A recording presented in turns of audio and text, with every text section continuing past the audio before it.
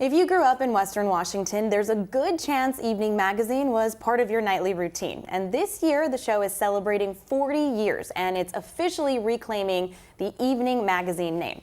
Host Chris Cashman is here to talk about the show's legacy, its connection to the community, and what it's been like to be part of that story. Thank you so much for being here. Thanks for being here. Yeah, thanks for letting me come in. I mean, people often ask me about getting to work at King 5 because I've been here in different iterations, and I always tell people I sort of grew up on King 5, not just watching King 5, but on King 5. My dad worked here when I was a little boy, and from the age of about 5, I was in King 5 holiday commercials. I was on a show called Almost Live, of course, which people know my dad worked here, Pat Cashman. So to get to kind of carry the torch, I was always a kid that just loved local television. Seeing local TV personalities out and about in Seattle still gets me excited. So to get to kind of carry the torch and to kind of embrace the Evening Magazine legacy, because that's the way everybody knew it for so many years. I've been here through every iteration, got to admire all of the hosts, and I even got to work on Evening for a short time. And the first story I ever got to produce was me and Rick Steves at HempFest. Which, how very Seattle is that? So very Seattle. To get to carry on the legacy, as we just embrace our heritage, Evening Magazine, everybody wants to know, when I took over as host last summer, they said, Chris, why isn't it called Evening Magazine anymore? I never had a good answer for that. And then they said, do you still have the seaplane?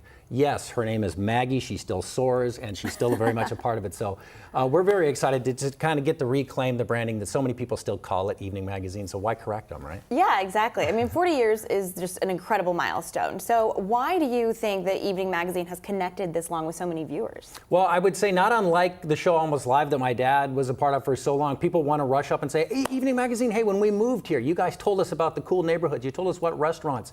People see me hosting. We're hosting tonight, High Above FIFA from Hawk Tower as well. People want to know about these restaurants, these neighborhoods, the people, the places, all of these things, as I say, that make Washington wonderful and weird at the same time. We get to celebrate all of it. So I think people just kind of see us as like an insider's guide to the people, the places, the things that they should know about. Absolutely. So why was it so important to reclaim Evening Magazine as the name? Well, look, I just think nostalgia is king. And again, one of those things, it was first Evening, then Evening Magazine, then back to Evening, then back to Evening Magazine. So I think we're just trying to kind of right the wrong. Yeah, we're just trying to, whether it's a hot tub time machine or whatever you grew up with, we're just trying to say, hey, let's turn it back a little bit because it's very much the same show that you know. And again, here's me as a little boy. This is me on King 5. My dad only moved here from Boise to take a job at King 5.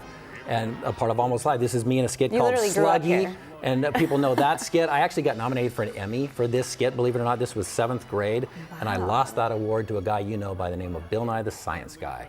So there's a lot of cool heritage at King 5. On Almost Live, of course, this is me on Graham Carrot, a nationally syndicated cooking show. People know him as the Galloping Gourmet.